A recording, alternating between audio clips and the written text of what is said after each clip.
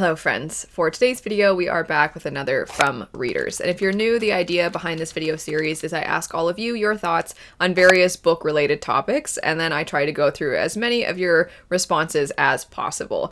This is a video series, so I've done a number of these at this point, but today's is two writers from readers, male main characters. And as you might expect, this is a companion video to the same topic but for female main characters. So if you're interested in that, I will have that single video as well as the playlist linked in the description bar. A lot of you had a lot to say about the female perspectives, and I had an idea of probably what a lot of people would say in regards to that. I was a little unsure what we would get with the male main perspectives. I had a feeling because I think a lot of you broadened this and didn't just talk about main characters, but rather just male characters in general. So with that in mind, I had a guess that a fair amount of you would be frustrated with the abusive character essentially being romanticized, and I definitely saw some of that. As always, I'm going to go through my patrons' responses. If you want to guarantee that your response gets read, I always read through my patrons' responses because just as a thank you to all of them for continuing to support me. But I'll try to get through a lot of the community tab posts as well, and that is always where I ask those questions in case you'd like to participate in the future. But before we do that, the next version of this video is going to be two book talk from readers. And there's not an extension of that, because sometimes it's to whoever from readers, please stop, or more please, what we're tired of seeing, what we want to see more of. With this one, just whatever your thoughts are on book talk. What are the things that you think book talk is doing really well? What do you want to see more of? What are you proud of book talk for? What are you super tired of book talk doing? Whatever your thoughts are about book talk, feel free to leave them. I am not on TikTok. It intimidates me. I think there are lots of things that are good that come from it and lots of things that I just feel old. So I'm excited to see all of your thoughts. But anyway, finally jumping into today's topic. If it wasn't clear, I know I said it a second ago, that question will be posted the day that this video goes up, and it will once again be on both my Patreon and my community tab. But jumping into today. The first one, Chelsea, says less possessive male main characters. I'm probably going to abbreviate instead of saying male main characters all the time. I'm just going to say men. Hopefully it doesn't come across like I'm like, men, stop being this way. Like this is some kind of video about what it means to be a man and what you need to embrace in your masculinity or whatever. It's not that. It's just to make sure that I don't say that over and over and over again. Male main characters, MMCs, just men. So anyway, less possessive men. It's usually just romanticized domestic abuse, and it's not okay. I'm looking at you, Anna Huang. I don't know who that author is, so I can't comment on that. But I can comment on the idea of the possessive love interest or just character in general. And, you know, you're saying it's usually just romanticized domestic abuse. I'd say if they're possessive and it's a strong quality in that character, it is always abusive then. Because possessiveness is not a word that should be associated with another human being. You shouldn't possess another person, which, by the way, that's just making me think of, for any of you that have played the card game Dominion, which is a lot of fun, there is a card in the Alchemy deck called Possession, and it has a really weird look to it. The art in that game is phenomenal, by the way. People that make Dominion cards are great artists. But anyway, the Possession card looks all creepy, and I'm just imagining the generic male love interest from fantasy romance books of the tan, ethnically ambiguous, dark-haired hunk, you know? I'm just imagining that as the look on the card instead and being like, possession. But regardless, I don't understand why that is seen as, there's a plane. There's always planes interrupting me. Anyway, so I don't understand why it's so prevalent. I understand it here and there. I understand that sometimes there is content in books that is dark and it might be presented in a romantic way, but it's more so a place to explore a dark topic with an understanding that that is not to be replicated.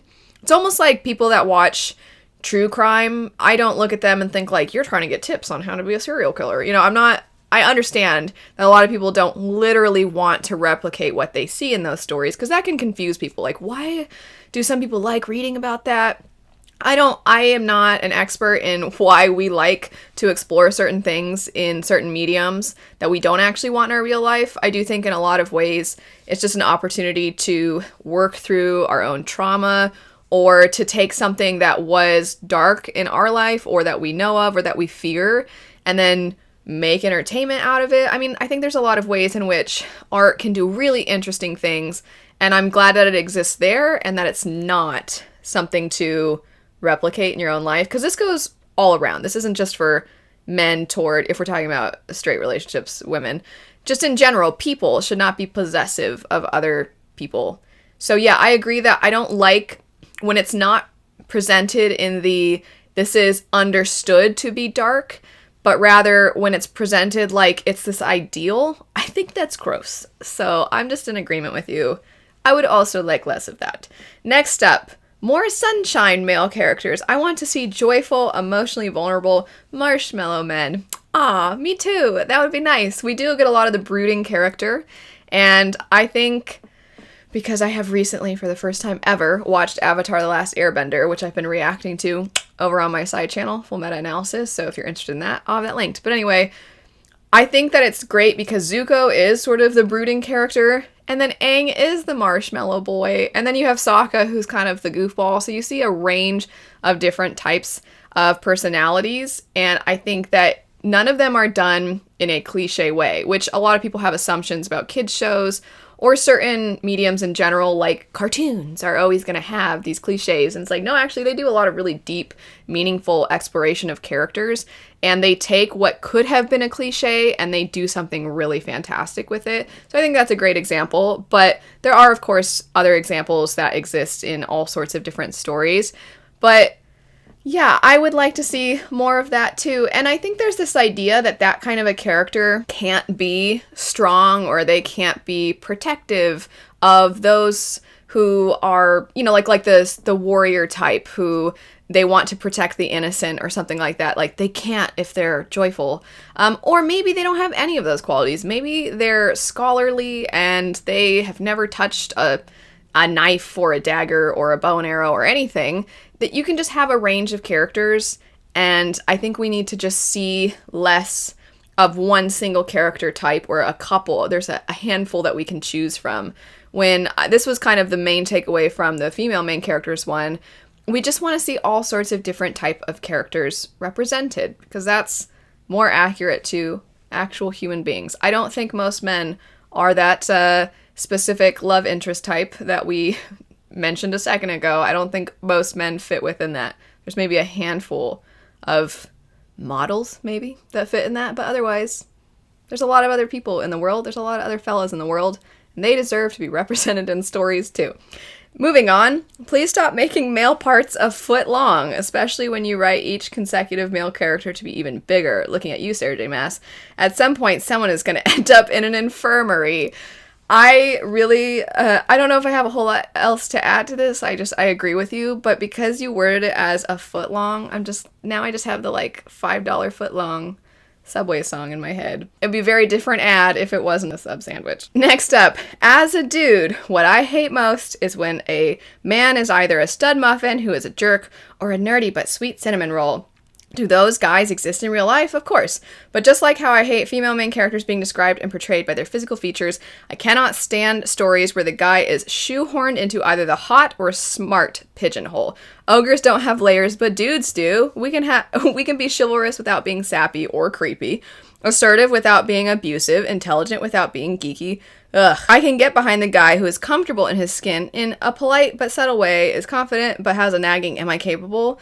A lingering fear who will be there without question for his friends and would die for his love. Drop the cliches and perfect man BS and give us a guy with realistic flaws, normal dreams and aspirations who isn't constantly trying to impress everyone. And yeah, I'm a sucker for a guy with a family who is great with kids. Call me weird. This came up a bit in the female main characters video as well. A lot of people mentioned, just because you talked about the family guy, that the family-oriented character, that a lot of people would love to see more mothers in stories, and then also more relationships of daughters with their parents. And I mentioned that I think in general, we also should see more fathers in stories. We, not just as the main character's father, but rather main perspectives that are fathers, because we see so little of that. We talk a lot about how there's so many young characters in fantasy, which is great. And I think it's really important for there to be a character that others can relate to at various times in their lives. And there's also certain universal things that we experience at most ages, like we were just talking about the person who kind of questions themselves. That can happen throughout your life. And so I understand that we don't always need characters to be exactly like us for us to connect with them. In fact, it's really great when they're not just like us, but we still can see parts of, their humanity, and it makes us feel seen, but also it helps us open our eyes to the world and how people are.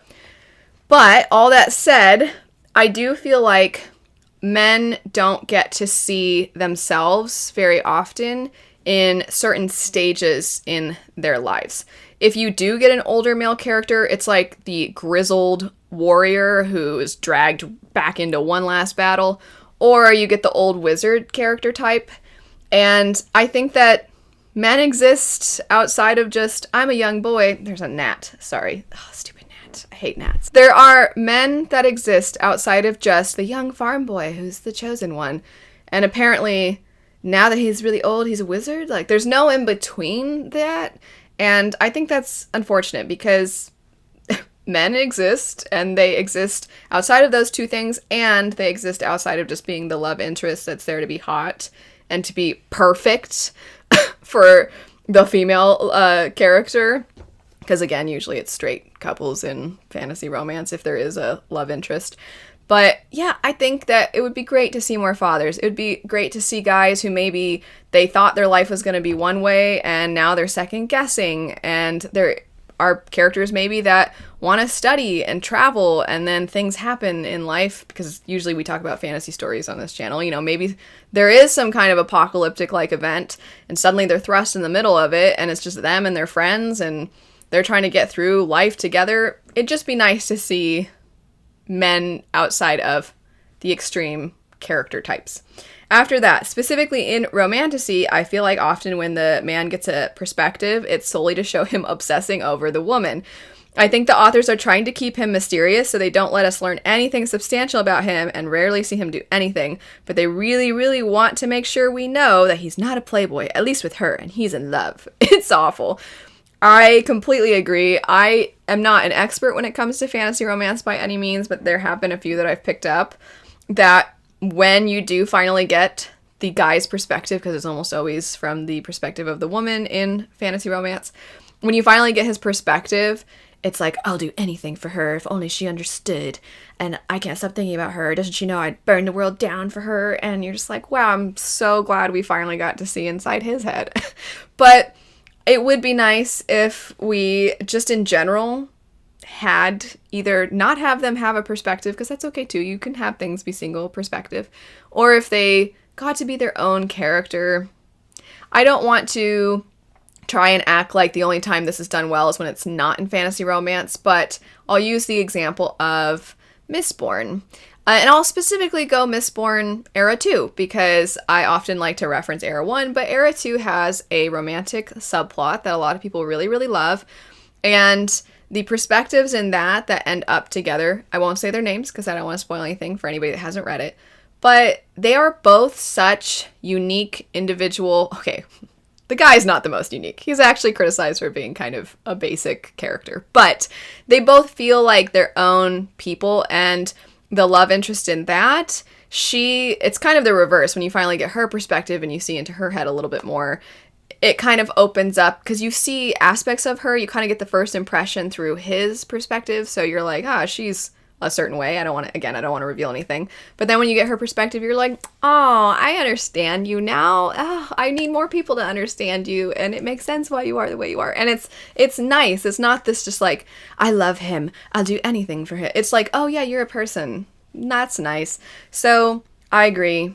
I know I just used the example of kind of the reverse of when you get the lady's perspective and you've been getting the guy's perspective, but I think the same concept applies, that it would be nice if you got to just see into them a little bit more, as opposed to seeing into their attraction more, because you're like, yeah, I kind of know already. That's been made very clear.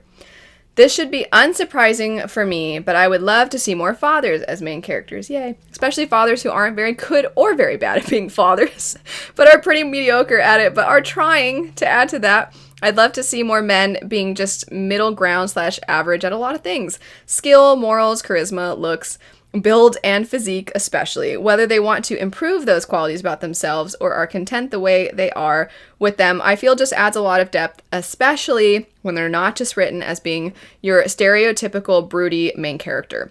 Overall, I think fantasy and sci-fi benefits from a pathetic wet dog of a man, and I can never get enough. I love a confident fellow now and then, but a man who's been run through the ringer really tugs at the heartstrings, and I really see myself reflected back in them and their struggles. Jovis and Victor Vale really scratch this itch for me. Okay, Jovis, I kind of understand, but Victor Vale, I'm like, he has been through the ringer, but I don't know if I'd describe him as a wet dog of a character. That's a pretty dark character, but I know what you mean, because they have gone through a lot. Jovis is a fantastic character. If you don't know who either of these characters are, Jovis is from The Bone Shard Daughter, and then Victor Vale is from Vicious by V.E. Schwab.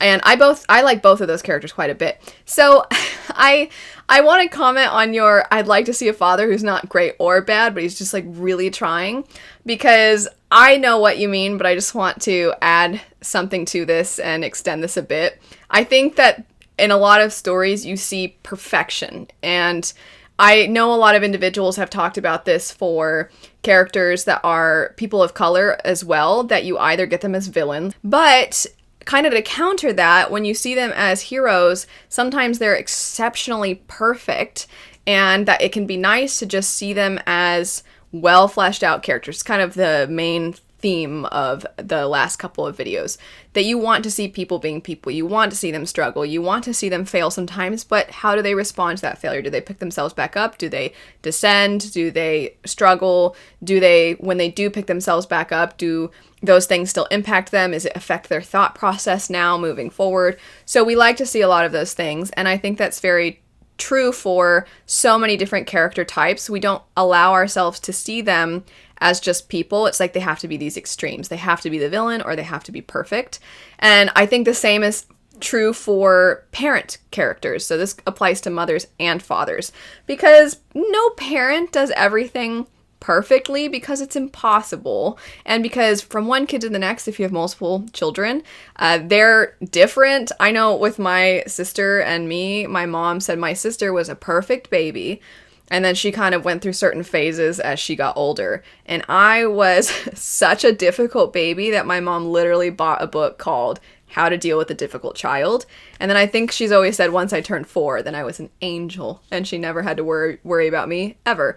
So your kids can be just so drastically different from one another. So what worked with your first kid now suddenly isn't working with the second one, and you're trying, but you're like, oh, am I traumatizing them for life? And I know, because I like watching, weirdly, even though I don't have children, I really like watching parent content, and just to understand better what it's like for people who are in those places in their lives.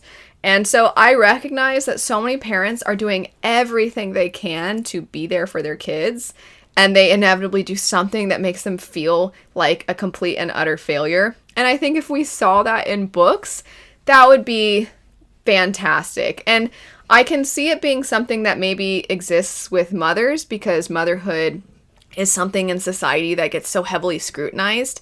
And I'm not going to do a bunch of commentary on motherhood versus fatherhood or anything like that right now. But I do think that there is a severe lack of seeing fathers in stories. And when they do exist, it's always, I shouldn't say always, because it's not literally every single time. But generally speaking, a lot of characters have issues as a result of bad fathers. And not just guys who aren't the best at it, but they're trying, but legitimate. They have, like, I talked about Zuko as being a great character. He has a lot of trauma that is associated with his father. A lot of the Marvel characters have trauma associated with their fathers. And it would be nice to see characters that have good relationships with their fathers, but maybe they butt heads about random things. I think, oh my gosh, it's a video game, so I know not all of you are going to know, but Ghost of Tsushima, the character that becomes a father figure to our main character, Jin, he is actually his uncle, but he kind of took it upon himself to raise Jin, and the devastation in that. Like, I have never seen, I think, in any story that I can think of two characters that understandably, oh, I can't spoil it, they just don't always see eye to eye. That's how I'm going to say it. And it is so well done. If you're not a gamer, but you want to experience one of the most brilliant, heartbreaking stories, you should try to find a montage on YouTube of all the important cutscenes of Ghost of Tsushima. That's the name. I'll say it again. Ghost of Tsushima. It's so good. It's so good. The other day, randomly, because I was editing a video and I happened to have clips of Ghost in it, my computer then, YouTube, not my computer itself, YouTube recommended to me, like, the saddest moments of Ghost of Tsushima, and I play a lot of the online. It's been a while since I played through the main story, so I was like, let's do this to myself, and I watched it, and just tears. I'm not a crier. I've told all of you before, I'm not really a crier, but oh my gosh, I was sitting there like, why am I doing this to myself? I was just working, and I'm like, why am I playing this and making myself cry right now? It's so good. I'm getting emotional thinking about it. You are my son. So anyway, my point is, I agree with you. It would be nice to see characters that are fathers who are trying their best, but maybe they're not always the best at it. And there's so many different story types that you could do and explore with that. But just in general, I agree with you that it would be great to see a range of different kinds of characters who are doing their best. After that, there are... Oh, okay, that was it. This next comment, I definitely have some thoughts on. And I will say that if you want to give this individual some recommendations, I'm going to do the same. But I figure if we can help out, that would be a nice thing to do. So that was it for the patron comments. Moving over to the community tab comments. This one really took me aback because in the circles that I see, and I guess exist in, that sounds too dramatic, but I don't think that this has ever been something that comes across as lacking in the stories that I pick up. But maybe in the circles that you are a part of, you just don't see it very much, or maybe you're referencing a specific genre, but you didn't happen to mention it in your comment. But the comment says, there are male main characters? Since when? I think the only books I've read with male main characters are books that have many perspectives. I can't think of anything where there was only one perspective and that perspective was a guy. It's always women perspectives these days. So I guess what I want are more male perspectives. So I'm going to give a list. Some of them are truly just male main perspectives and there's no other perspectives. You just have the one and it's a fella. And then there are a couple where maybe it does have multiple perspectives, but just because you have a multiple POV story doesn't mean you can't still have a main character that is a man. You can still have a main character, and that main character can be a guy. So I have a couple on this list that I wrote out. So hopefully this will help you out. The King Killer Chronicles by Patrick Rothfuss, The Pariah and Bloodsong by Anthony Ryan, The Will of the Many by James Islington? I'm sure how to pronounce that, but The Will of the Many, Dresden Files by Jim Butcher, The Rhythmatists by Brandon Sanderson, Ascendant by Miller. I'm so sorry, I'm forgetting the first name. R. Miller, I think. Farseer by Robin Hobb. It just fits. It's a lot of fits. Theft of Swords by Michael J. Sullivan. Storm My Archive is an example of one where it is multiple perspective, but I would say Kaladin is your main perspective, and it's very well done. And then Christopher Paolini's works in general, some of them are sci-fi, some of them are fantasy. Lancelot, Percy Jackson. If you're open to sci-fi, then, Red Rising, the first trilogy, is just Darrow. Winter's Orbit has male perspectives. Rage of Dragons, to get back to fantasy. House in the Cerulean Sea, if you're more into cozy. And then if you are open to checking out some manga, Full Metal Alchemist. And if you don't need it to be fantasy, Vagabond is fantastic. And then for a video game, I just mentioned Ghost of Tsushima. So I have a lot there. If, like I said though, if some of you, the Books of Babel series also, Sunland Ascends being the first one, that's another one. But anyway, if any of you have Sword Defiant, there is his sister's perspective in that, but I would say the main perspective is a man. Anyway, if you have your own recommendations, feel free to leave them for this individual. Hopefully this is helpful. I do agree, if you're referencing fantasy romance or just romance books, it is severely lacking in there being male perspectives. And that is a shame, because guys fall in love and how they navigate the dating scene might be different than how it is for a lot of women, just how society is. And that's more so specific to contemporary romance. We're talking about fantasy romance. There's definitely a lot you can do with male main characters and how they fall in love and who they meet. Paladin's Grace is one that has the main character is a man. I do think you get, if I'm remembering correctly, I think you get her perspective too, but he is actually more so the main character in that one. So if you come from more of the fantasy romance circle, I am probably not the best person to ask. So if any of you also want to include fantasy romance recommendations where it's a man, I'm a little bit at a loss for too many others that I can think of. All that to say,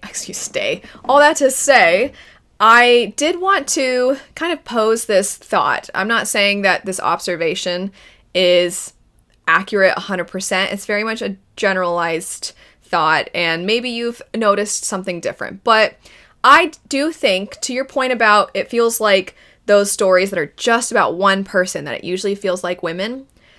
I think a big part of that is that we get so many retellings these days that are either the fairy tale witch and we're looking at her side of things, and is she actually the villain, or is it that women at that time, if they were even a little bit independent or had dark hair or weren't married, they're probably bad. Like, you re-examine the work, its inspiration, when which it was written, and then you're looking at it through, usually it's almost always the marketing is like a feminist reimagining. You see that phrase all the time.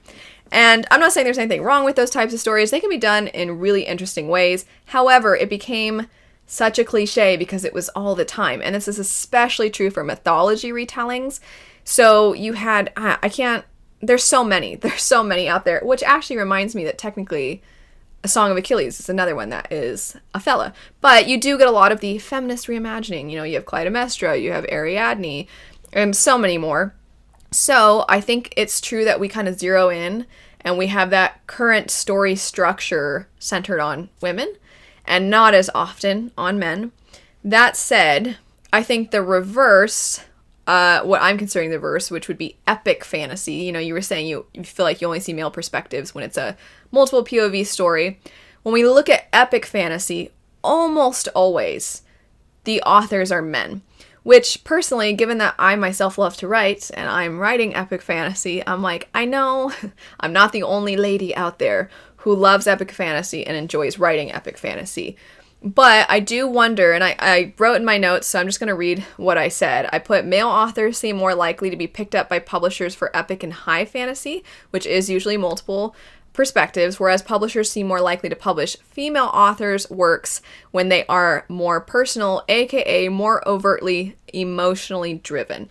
And again, this could be a generalization. This could just be how I've noticed things, and maybe it's not the case for you at all. Maybe you can think of 10 different epic fantasy women writers off the top of your head. But for me, it's easier to think of stories that follow men almost exclusively than it is to think of epic fantasy that is written by women. Because usually with the exception of like Farseer, almost all the ones I listed off were written by men, but also epic fantasy is also mostly written by men. So it's like men get to write men's stories, and then they also write epic fantasy, and then women write women's stories, and that is getting explosive. We're seeing that all over the place. But then also, no, leave the high and epic fantasy to men. I'm not saying that this is anybody's fault. If I were to place blame, it'd probably be on, well, I guess that's an important question to ask. Is it the demographic or is it publishing industry? Is it the chicken or the egg? Because does publishing believe that men and women collectively won't want to read an epic fantasy with multiple perspectives written by a woman? Is that their assumption, and thus they only want to write the ones that are publish the ones that are written by men because they think this will be a guaranteed, we'll definitely make money off of this, but if it's a lady, it's going to bomb? Or is it more so that they're correct and that the target demographic does have some weird internal bias that says that women can only write those overtly emotionally driven stories, aka the ones that are like the mythology retellings. So yeah, women can stay in that lane, but leave the epic stuff to the men.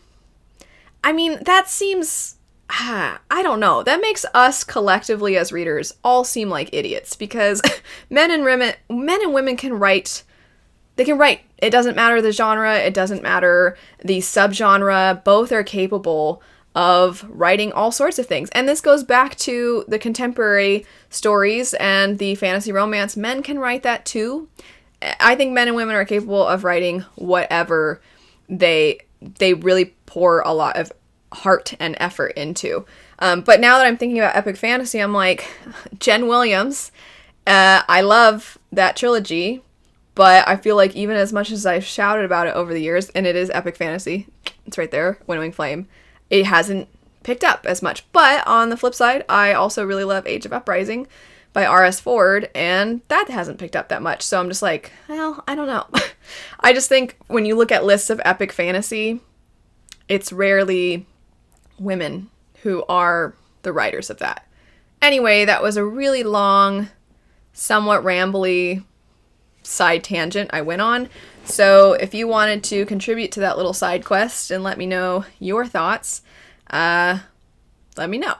Next up, Eggs Benedict says, I haven't actually read a book with a male protagonist in a long time. I took a long break from reading until recently, and most of the books I've read with male characters are middle grade books, so I don't remember much of them. Part of this is definitely a me needing to read more broadly issue, but at least in the books I read growing up, a lot of classic male protagonists feel kind of generic. The good guy archetype written for audience insertion and not a fully fleshed out person all to themselves. I think that because, quote, straight white male is considered the default hero character, some people forget to make them a whole person, and the side characters end up significantly more interesting. This is a trend I've noticed in media more broadly as well. I see a lot of cookie-cutter good protagonists, men, and grizzled anti-hero men, and a general lack of nuanced individuals that stand out from each other.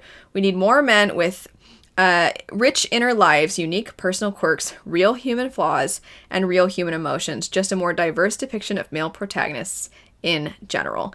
I feel like you captured so much of what I was saying before, that you have that innocent farm boy character, and then you have like the grizzled warrior, or you get the old wizard type of character. And of course there are some in-betweens, but I think that we have these extremes and we don't have as much in the middle of that, which is kind of a bummer. I'm only not going to elaborate too much, just because I feel a lot of what I said before touches on some of your topics, and also you worded it so well. The one thing I'm going to pick out of this, though, is just the idea of the side characters themselves becoming more interesting. So I think with Mistborn Era 2, because I mentioned that before, that's an example of a series where a lot of people feel like the main character is such a saltine cracker, and that the side character is the one that has all the personality.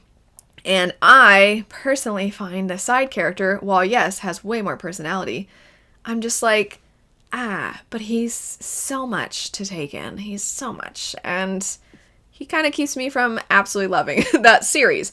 And the main character, though, I'm like, okay, well, if the side character didn't exist, the main character is so bland that, well, I think there's more to him. I might be of the unpopular opinion that he seems bland, but there's more to him beneath the surface. It's more in the narrative. His outward dialogue and the way he communicates with his friends and things like that, I just think is a little basic, but I might like him a little more than other people. However, where I'm going with this is if he didn't have the characters surrounding him, because it's not just that one character who has tons of personality, the other characters surrounding him all feel like they have more personality than him. If it was just focused on him, he is not the most engaging of protagonists. So for me, I'm like, can we balance a little bit? The side character loses a tiny bit of personality and we put that in the main character, and then the main character gets some personality, and then we tone down that person over there, because I think I would enjoy that series a little bit more if that had been the route. But I agree with you that there are a lot of instances where the side characters sort of steal the show. But it also makes me question if the side characters are actually the better character, or if it's just that they present moments of comedic relief or such things that are needed in certain moments, but if you were really to follow them the whole time, would they actually become overwhelming? Depends on the character, I think, but I think in general we can make our main characters have a little bit more distinction. To your point about the author insert character type, not the author inserting themselves, but them writing a character that we, the reader, so a reader insert character. I think that I understand certain types of stories where it makes sense to write the book in that fashion. However, I think it is a little bit of I think it's people being afraid to take chances, because if you write a character that has a lot of personality, some people are not going to like that character. If you write characters that feel really real, sometimes there might be characters that are like, this reminds me too much of my coworker and I can't stand that guy, and then they're not going to like the book. I remember quite a while ago that somebody, this was years ago, like at least 5 years ago, I was doing some kind of unpopular opinions. I was reacting, it was a similar format. I was reacting to your thoughts. And I think I was asking some kind of question about like, what's a petty reason you haven't picked up a certain book or something like that. And someone said they won't pick up Joe Abercrombie's works because Abercrombie just makes them think of Abercrombie and Fitch, and they don't like that store or something like that. It was something along those lines, and I laughed because that is a pretty petty reason. But point being, the smallest of things can grate and can irritate the reader, and it can just be like, I can't do it because it reminds me too much of Bob from Human Resources and that guy. And you might lose some people because you took a chance. Whereas you make them a little bit more neutral, a blank canvas, then there's a chance that people can become invested. However, I think that when you take that gamble, you can have really spectacular character work. I think the reader insert character works more if you have a plot-driven story. If you're going to do it, I personally would prefer that authors stray away from that, unless, again, there's some unique reason why. But I would prefer they, for the most part, stay away and just really write great characters. That's always going to be my go-to. I feel like most flawed male characters achieve redemption through personal sacrifice, usually death. It would be really interesting to see flawed men achieve redemption through actually acts of contrition and efforts to make a long-term positive change to their world rather than a one-off choice to do the right thing. I think Avatar: The Last Airbender is the only example that really comes to mind. So Avatar is coming back again. I think that's a great example of a character that's not just like, oh, I realize the error of my ways. Well, we're in the middle of a battle, so I'll jump in front of the hero. A story I think sadly did this very thing you're describing is Elantris. I think Elantris has a character that sort of I won't say too much. I'll just leave it at that. There's a character that does pretty much exactly what you're describing. But there's so many examples that we can list off. And I agree with you. I would love to see characters that more often actually get pulled through a lot of journey and growth and then recognize I need to change, and then they make steps towards that. I do think, weirdly, that Abercrombie kind of does that. I'm actually thinking of Orso from the Age of Madness trilogy, who, when I first met that character, I did a video where I was kind of going through, in a non-spoiler way, my reactions while reading the first one, A Little Hatred. And Orso as a character is just such a whirlwind, because when I first met him, I'm like, I hate him. I hated him so much immediately. And then, gosh darn it, did he not become a character that I'm like, wow, he's actually trying to do the right thing. And I was so baffled. I mean, Abercrombie is brilliant at making you have so many conflicted feelings about his characters, and you feel one way initially, and then it drastically changes. If you have suggestions that fit what we're describing here, that character that puts in effort to change or just goes through a lot of change in general, let us know, because I would like to see more of those types of stories as well. Tired of seeing witty anti-heroes. Enough of those. I want more comedic heroes who are genuinely warm and friendly but also have questionable quirks. I do wonder what the questionable quirks thing is that you're thinking of, because I'm like, questionable quirks, like they wear shoes without socks kind of thing, you know, like what's the questionable quirk here? But I think giving characters quirks in general is a good way to make them feel real, because all of us have something that makes us a little different, a little unique. I, for example, for whatever reason, if there is a piece of food that has a clear bottom and top, I have to flip it upside down and eat it that way. It doesn't make any sense. I nicely had somebody try to, they're like with sandwiches. There were, if there's a top of like the top bun and then the bottom, someone's like, oh, well, it makes sense because like the condiments and everything, you know, then that would be what hits the tongue first. And I'm like, no, I eat everything plain. So they're like, well, then I don't know. And I'm like, I don't know either, but I just like, I have to do it. It's a compulsion. And to a point where there was a time where we were, myself and some family members were headed to go to Havasu Falls in the Grand Canyon, which is beautiful. If you ever get the chance to go, highly recommend, even though the hike there is really long and kind of boring. But I remember us stopping to get food from somewhere, and then we were just eating in the car as we were driving, and it was dark outside, and so I turned on the little light, those like tiny little almost useless lights that are in cars and back seats. I turned on the light so that I could flip my food upside down. And I wish I understood why I did it. I'd love to know, what weird quirks do you have? But anyway, so I am with you. I think writing questionable quirks, nonsensical quirks in characters makes them feel a lot more real. And I agree that it would be nice to see just like genuinely friendly characters in stories where everybody's not this like, I'm snarky because I've been through a lot and it's just easier to laugh at the pain, you know, which is a character that I'm fine with existing, but it would be nice if we got a little more variety. Oh my gosh, same thing. I'm tired of the tortured, brooding male characters with a traumatic past. How about more reluctant hero, or just someone who is genuinely happy to go on a quest because it's the right thing to do? I might advise Holt from Ascendant, because I think Holt is somebody who's like, but this is the right thing to do, so I should do it. So it's almost exactly what you're looking for. But I agree. I like the tortured character because I feel like that facilitates exploration into why are they like this really well. And when you get that kind of friendlier character, the character that wants to do the right thing, we often are like, well, they already did all the work internally. That's why they're so happy. So we don't have to explore them. But happy people that come across as happy often are in a lot of pain themselves. So there's a lot to explore. No matter how someone presents, everybody has something and everybody has depth. And so I think it'd be great if, no matter the character type, we made more efforts to explore that. I read a lot of female authors, so I read a lot of nuanced female characters paired with men that could have been copied and pasted from other stories. Don't have a lot to disagree with there or add to it. I agree. More men who are fathers and or husbands. Less men with no familial attachments and no place to call home. So, the vagabond. Yeah, I think it would be nice if... And I will add, I would like to see married couples in stories more often. I think that would be lovely. But it can also be siblings. It can be that they have parents that they care a lot about. I think that the character in Godkiller, I really liked how they were written.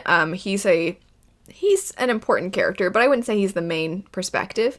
But I just really liked him, and he does think about his family and things like that, which I really liked. And just in general, no matter the relationship, what kind it is, just men who have other people in their lives. I think it would be great to see more of that. I think we do see bromances in, like, Theft of Swords is an example. I think we get, Liza Locklemore is another example. We get bromances in stories. But I don't know if we get too many friend groups, or we get friendships where they're friends with guys and girls. And, you know, characters that range, like they have a mentor figure, or maybe they just have a friend who's a lot older than them. Just a range of different kinds besides just the bromances, which I think we could have more of still, but it'd be nice to have a mix. Present fathers who are actively parenting during the story. Enough of the plot where the character has a kid, often a secret child they didn't learn about until later, but due to story reasons you are never around them or play a role in raising them. Yeah. I think there's sometimes, kind of going back to the comment about the characters that end up dying as a means of redemption, I think there is sort of what you're describing here, that character that finds out they have a child and it shifts their whole perspective, and because they want the world to be a better place, they end up sacrificing themselves in some battle or something. And you're just like, so you never get to see them be a dad. All right. There's just a time and a place for different sorts of stories. I'm not advocating for the elimination completely of the things that we have seen a lot of. I think just to be on repeat here, we just want to see a variety. I want to ask, do you think we see more variety now? You can include older works as well, but from a lot of what you've read and you've seen, do you think we get more variety in the men that we have in stories or the women that we have in stories? I would have to think about it. I don't know if I want to waste time deliberating at this moment, but I don't know, but I would love to see your thoughts on that. I'm just tired of every male character being described as smelling like a tree. Maybe it's just me, but it feels like they're always described as smelling like pine or something, LOL. I really liked this because it's so accurate. It kind of makes sense if he's like a woodsman and he lives in a tree, or he lives near trees, or there can be a time, maybe if you make it clear that he uses some kind of substance that then makes him smell like pine. But yeah, I don't know. I'm like, have any of these authors sniffed a man? I'm not saying you should go around and sniff strangers, but I don't think my husband smells bad. I think he smells nice, especially if he just came out of the shower. But I've never thought like, my husband Sean, it's like pine and citrus with a hint of leather.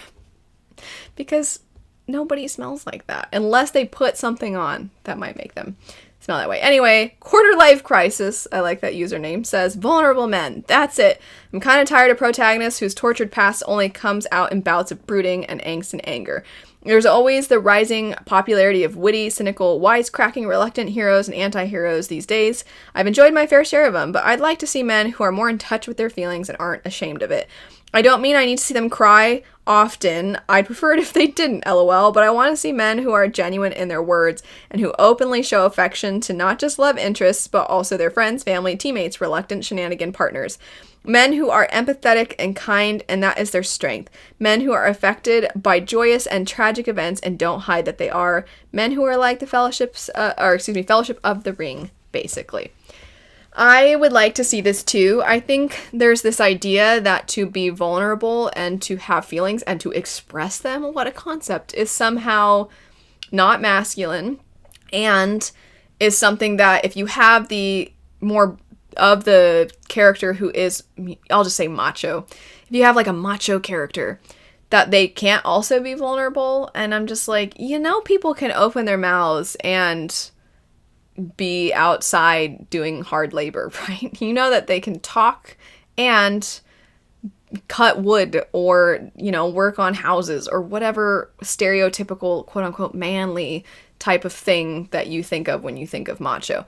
Like, my dad grew up working on farms, and then he worked in like lumber, so he knew a lot about what a lot of us think of when we think like a man's man. And he liked sports, and back in the day he used to drink beer. And he also, all the time, like, I remember as a little kid, we would go to Burger King and he'd get us Cine Minis, which were so good, or at least I recall them being good as a child. But anyway, he would take us to Burger King and he would just talk to us about life. He would tell us about growing up in poverty and what life was like growing up and how it made him feel, and his relationship with his brothers, and just what it was like when he had nothing, and now he made mistakes growing up and he made mistakes when he was younger, and how he's trying to come away from all of that. And I'm just like, yeah, it would be nice if more of us could open our mouths and not have this idea that somehow, and this goes across the board, no matter the character, it would be nice if it was not perceived as a weakness to express things. Like you said, they don't have to cry constantly, because crying isn't the only way in which people express things. It's natural and it's okay, but it doesn't have to be like literally every time something sad happens, they're sobbing their eyes out. I know I hyped up Ghost of Tsushima before, but the crying in that, oh my gosh, there's a number of times where the crying in that is devastating. It's so good. Moving on. I'd like to see more men that have strong, fulfilling relationships with women. Why must men have to be single and or bad with women? Wouldn't it be nice if men could have a healthy, romantic, loving relationship with a spouse, girlfriend throughout a story? While we're at it, why must they only have romantic or sexual interactions with women? Do they not have female friends, sisters, moms, aunts? Wouldn't it be nice if men could have strong platonic relationships with women too? Yeah, Rodney, I agree with that.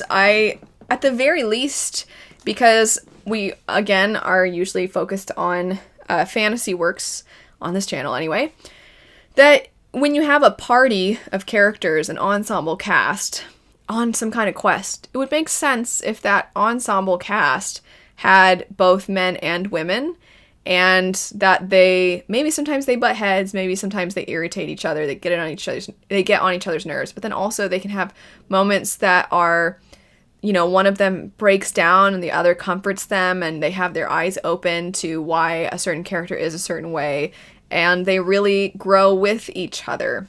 And none of that has to be even familial or romantic. It can just be, these are the people that are in my life, that are nearby. But that doesn't mean it can't be those other things too. I agree that it would be super nice to see characters that have relationships, and then it turns out that they work through things as the story keeps progressing, and they work together and they support each other. And then you have the characters, like you said, the moms, the sisters. It'd be great if we got more of that. This is something that's come up a number of times. It came up in, I think, the female main characters video as well, but it certainly came up in talking about things we are tired of, things we'd like to see more of, the romantic things in stories, because some people were like, it'd be nice if it wasn't just romantic relationships and we explored other things.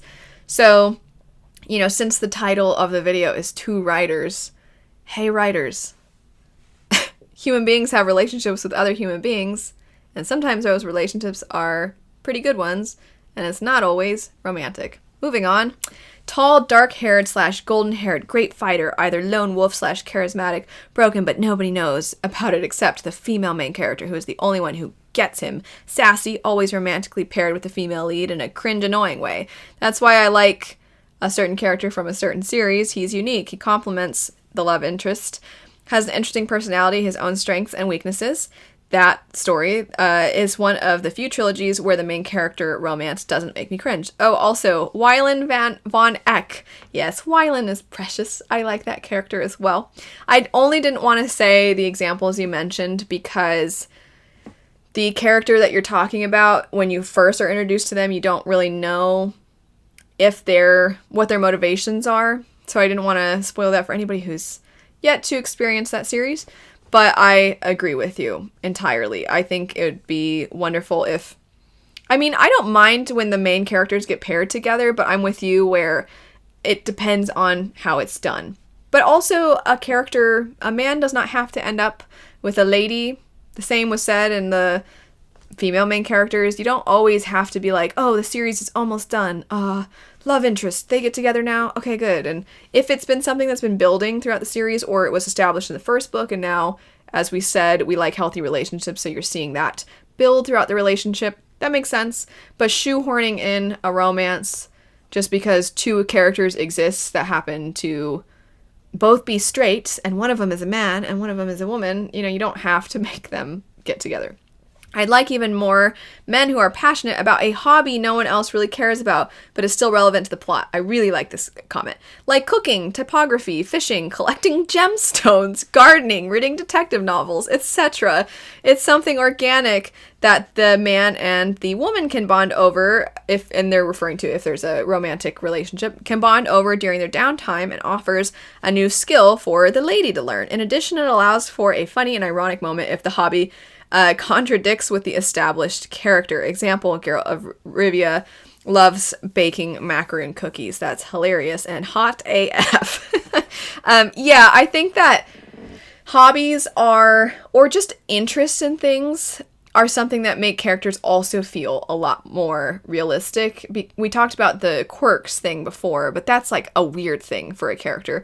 Most human beings have an interest in something besides what they do for work. So it would make sense if, let's say it's a quest story, because that is a kind of story type we get a lot in fantasy. if it's a quest story, a character can miss, because it makes sense they might not always have time to do their hobbies, but they can miss when they were back at home and they could play a certain instrument that they can't take with them on this journey. And so maybe when they stop into a town to restock on supplies and stay at the inn, maybe there's somebody who happens to be playing that instrument there, and it gives them an opportunity to talk to another character about said instrument and how they really miss it, and then they can have a conversation, and you get to know each other through that.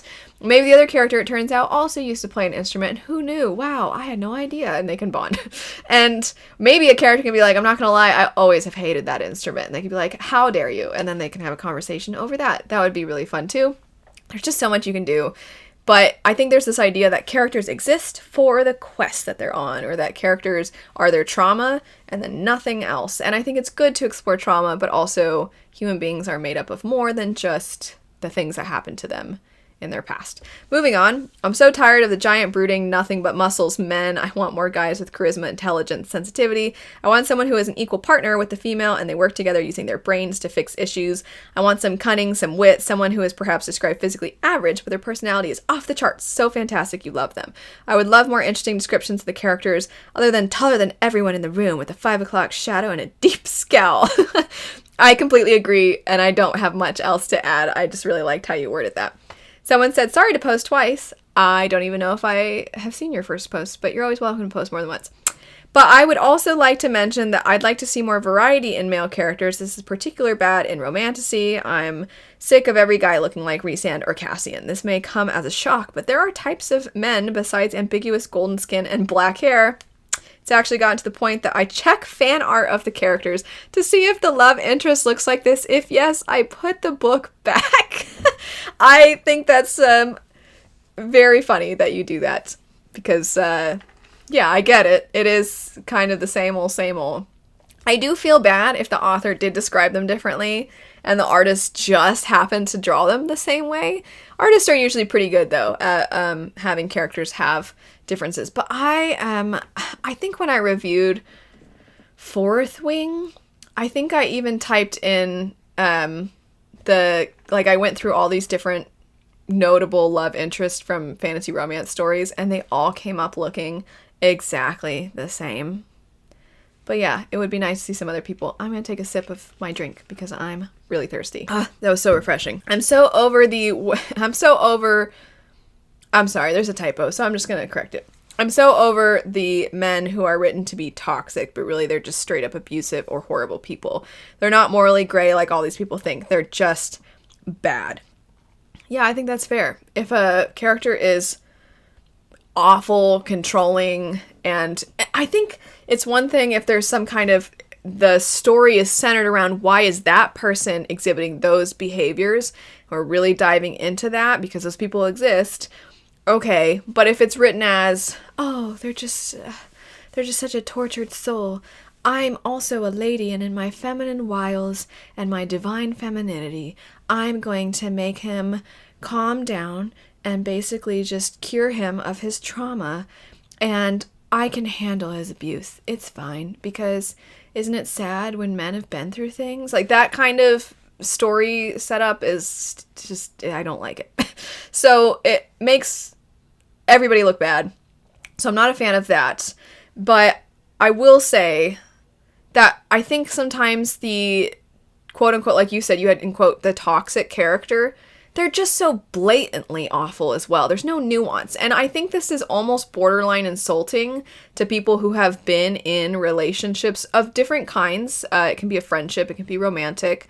They've been in relationships where somebody is abusive, because it's not that stereotypical, super obvious. I don't even want to say these sorts of things because I don't want to make this suddenly a hard video to watch for people, but they make characters so obviously horrible. And when you're in a relationship that is with somebody who is manipulative, who has been chipping away, has slowly been isolating you from other people, who it didn't start a certain way, but then slowly over time, usually they appeal to your sympathy because they're like, well, it's just that when you've been going out, it just makes it seem like you care about your friends more than you care about me, or whatever. They use certain language that makes you go, well, no, that's not true.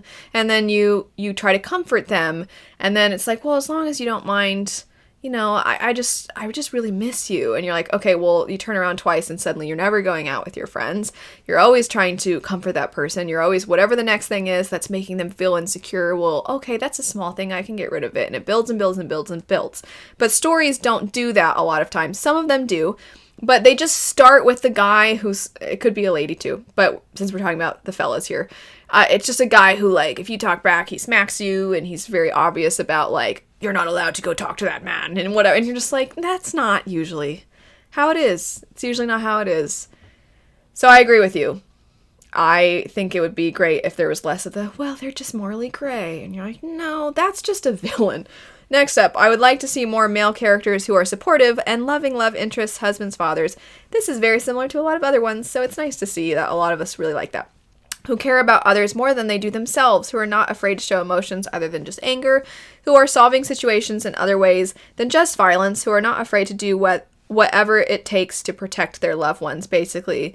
Be more than just stereotypical men in fiction. And I completely agree.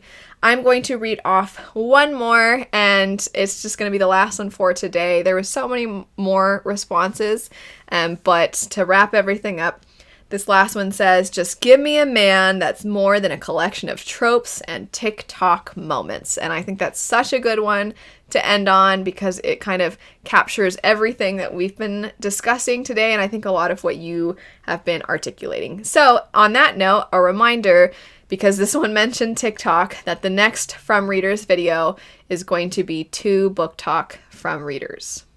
Whatever your thoughts are about book talk. It'll be really interesting to see, because since I'm not putting any parameters here, I think that there can be so many different discussion points that come up. After that, though, I think I'm going to start focusing on specific character types. That's what I'm leaning towards. So maybe we'll get into heroes, villains, morally gray characters, those sorts of topics. But if you have any of your own suggestions of things you'd like to see, feel free to let me know that as well. As always, thanks so much for watching. I hope you have a great rest of your day, and I'll see you later. Bye.